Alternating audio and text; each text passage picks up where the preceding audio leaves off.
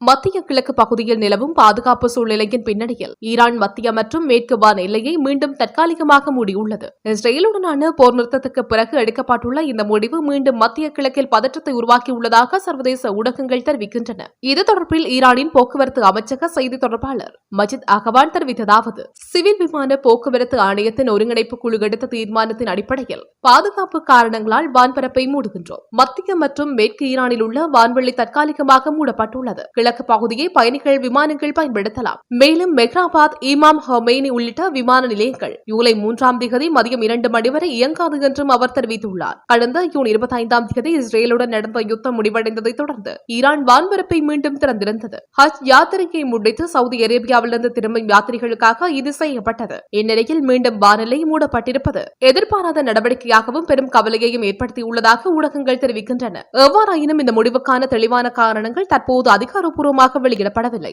பாதுகாப்பு காரணம் என கூறப்பட்டாலும் அதன் பின்னணியில் உள்ள மெய்யான தகவல் அறியப்படவில்லை என கூறப்படுகிறது.